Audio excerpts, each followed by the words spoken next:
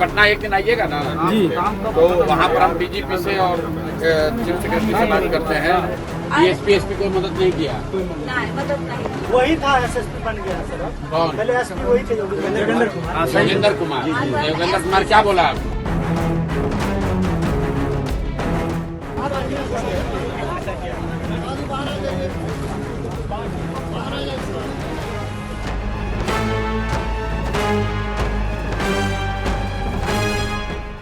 नमस्कार, आप live cities देख रहे हैं। मैं हूं जय शुक्ला। बिहार के मधुबनी में रोशन यादव की मौत का मामला अब तूल पकड़ने लगा है।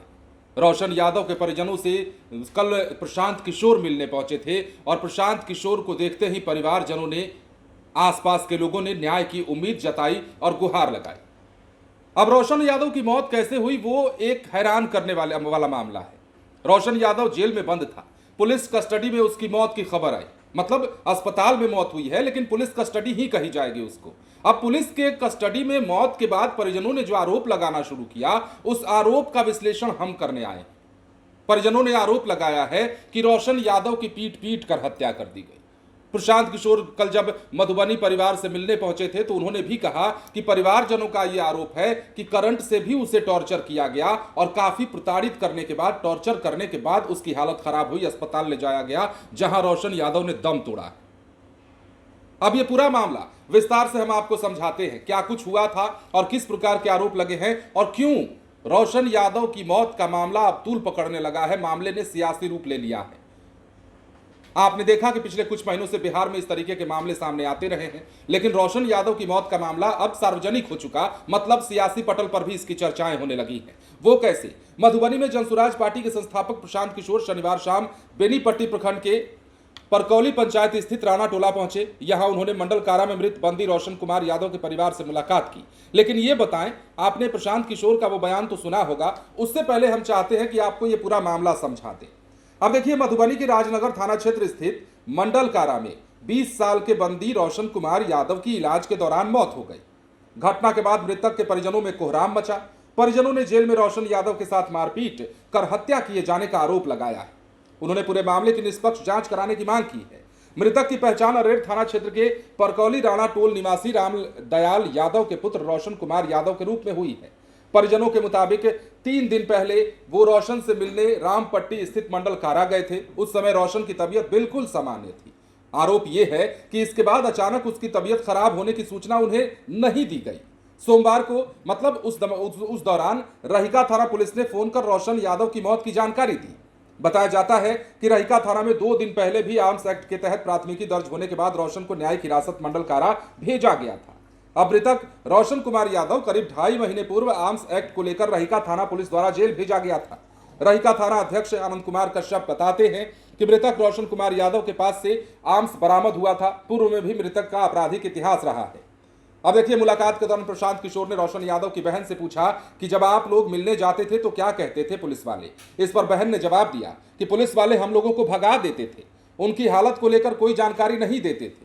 मृतक की बहन ने प्रशांत किशोर को सिलसिलेवार ढंग से आपबीती बताई है और बताई गई इस आपबीती में कहा है कि हम लोग अपने भाई को पिछले 7 दिनों से ढूंढ रहे थे, लेकिन पुलिस ने लोगों को कोई जानकारी नहीं दी। किसी तरह पता चला कि रहिका थाना में मेरे भाई को बंद करके रखा गया है। हम लोग वहां पहुंचे तो हमें वहां से भगाने की कोशिश की गई। इस दौरान हम पानी पीने के लिए थाने के पीछे गए, जहां पीछे से मेरा भाई दिख गया। इसके बाद हम लोगों ने उससे मिलने की गुहार लगाई, लेकिन पुलिस वालों ने हमें वहां से भगा दिया। अब प्रशांत किशोर के आने की खबर मिलते ही आसपास के लोग और बड़ी संख्या में महिलाओं, बच्चों की भीड़ लगी। ग्रामीणों ने रोशन की मौत की पूरी जांच कराने और मामले की सच्चाई सामने लाने की मांग की।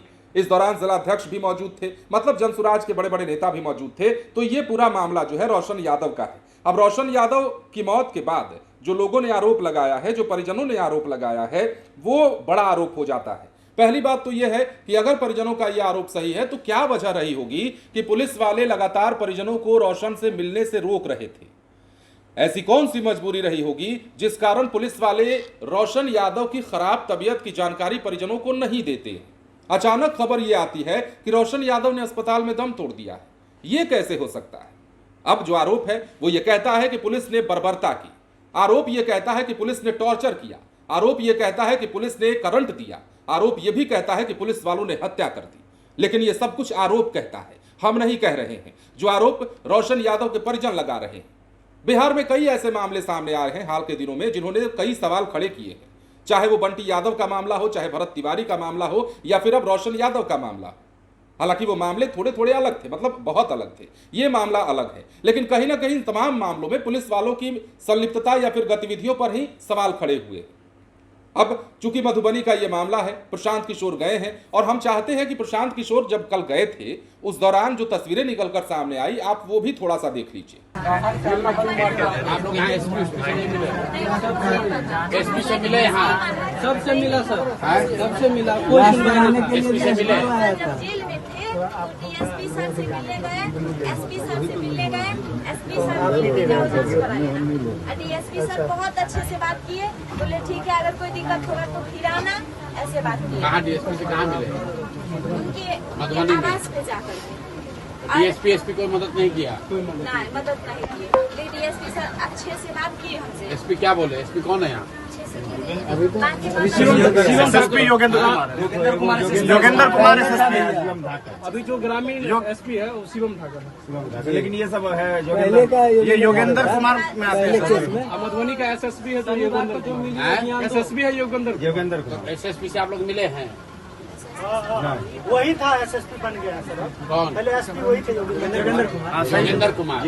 योगेंद्र कुमार क्या बोला? एसपी सर से मिले थे तो बोले कि जाओ जांच करा लेना। चीफ सेक्रेटरी के यहाँ पटना में आप एक दिन खाली आप आइए ना, हम मिलवा के करा। जी। आप पटना एक दिन आइएगा ना जी, तो वहाँ पर हम डीजीपी से और चीफ सेक्रेटरी से बात करते हैं, क्योंकि यहाँ पर प्रशासन तो मिला हुआ है। जी, बोलना पड़ेगा, पूरा प्रशासन मिला हुआ है। और आप इनके जो वकील हैं उनको भी साथ मिले। जी 21 तारीख को तक काम है। कब तक काम है? अरे काम होता रहेगा ना। हाँ, काम देरी की जाए तो 2 दिन अंदर आना पड़ेगा। जो काम कर रही है वो छोड़ दीजिए, माँ और इनकी बेटी एक जो है वो कम से कम आ जाए। नहीं, काम है तो क्या है, अब पहले हमको ये बताना है उसके लिए।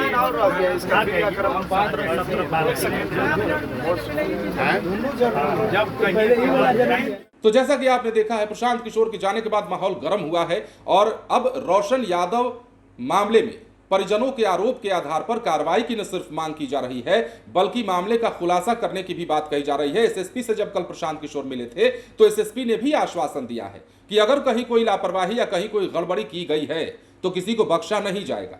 रोशन यादव के परिवार को इंसाफ मिलेगा। हालांकि अब रोशन यादव को क्या मिलेगा? रोशन यादव की जिंदगी खत्म हो गई और जो आरोप लगाया जा रहा है, यदि रोशन यादव के साथ जेल में बर्बरता हुई है तो उसका जिम्मेदार कौन है, और यदि कोई जिम्मेदार है तो उस पर कार्रवाई क्या होगी, यह भी सुनिश्चित करना जरूरी होगा। रोशन यादव जो एक हंसता खेलता परिवार का लड़का था, यह और बात है कि आपराधिक गतिविधियों में वो तथाकथित तौर पर संलिप्त था, लेकिन उसकी मौत का कारण पुलिस वाले तो नहीं बन गए, यह भी बड़ा सवाल है। अब समझिए, इस मामले में कुछ और जानकारी हम आपको देते हैं। करीब 2 महीने पहले रहिका थाना पुलिस ने आर्म्स एक्ट के एक मामले में इसको गिरफ्तार कर जेल भेजा था। मृतक की बहन ने जो आरोप लगाया है, झूठे मुकदमे में फंसाकर उसके भाई को जेल भिजवाया गया। जेल प्रशासन और कैदियों पर गंभीर आरोप लगाया गया। मृतक की बहन ने बताया कि रहिका थाना द्वारा उन्हें सूचना दी गई कि इलाज के दौरान सदर अस्पताल में उसकी मौत हो गई। अब बहन के मुताबिक जेल में भाई से मिलने गई थी, तब उसने सब कुछ ठीक बताया था, लेकिन यह भी जिक्र किया था कि जेल के अंदर कुछ कैदियों द्वारा उसके साथ मारपीट की जाती है। परिजनों का सीधा आरोप है कि जेल के अंदर पुलिसकर्मियों और कुछ अन्य कैदियों की मिलीभगत से साजिश रचकर रोशन यादव की हत्या कर दी गई। मृतक के गले पर निशान भी है, शरीर के कई अंगों पर गंभीर चोटें आई देखी गई थी, जिससे परिजनों का संदेह और गहरा गया। घटना की संवेदनशीलता को देखते हुए एफएसएल की टीम ने घटनास्थल का मुआयना किया और साक्ष्य जुटाने के लिए कई सैंपल एकत्रित किए। इस घटना के बाद से मृतक के परिवार और गांव में गहरा आक्रोश और मातम का माहौल व्याप्त है। परिजन मामले की उच्च स्तरीय जांच और दोषियों के खिलाफ सख्त कार्रवाई की मांग कर रहे हैं। मतलब समझ रहे हैं, 2 बातें हैं इसमें। पहली बात तो यह है कि आरोप पुलिस पर भी है कि पुलिस वालों की वजह से इसकी मौत हो गई। अब चाहे उसको परिजन हत्या कहते या फिर टॉर्चर करने के बाद उसकी जान जाने की बात कहते।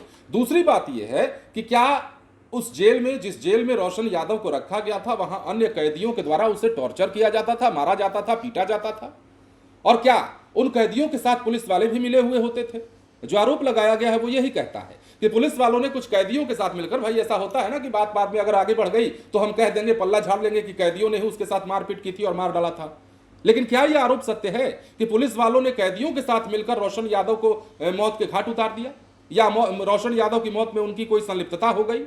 ये बड़ा सवाल है और इन तमाम सवालों का जवाब खोजा जा रहा है। इन तमाम सवालों के इर्द गिर्द बिहार की सियासत घूमने लगी है। प्रशांत किशोर ने दावा किया है कि वो मामले की तह तक जाएंगे और न्याय दिलाकर रहेंगे। और आपको पता है कि प्रशांत किशोर जो कहते हैं वो बहुत ज्यादा छोड़ते नहीं है, पकड़ कर रखते हैं उस मुद्दे को। और रोशन यादव का मुद्दा ही ऐसा है। रोशन यादव के घर वाले जो आरोप लगा रहे हैं, उस आरोप में पुलिस की भारी किरकिरी और फजीहत हो रही है। एसएसपी का आश्वासन मिला है, लेकिन कार्रवाई कैसे होगी, क्या होगी, जांच में क्या पता चलेगा, कौन दोषी साबित होगा, ये तमाम सवालों के जवाब अभी आने बाकी है। बने रहे लाइव सिटीज के साथ। धन्यवाद।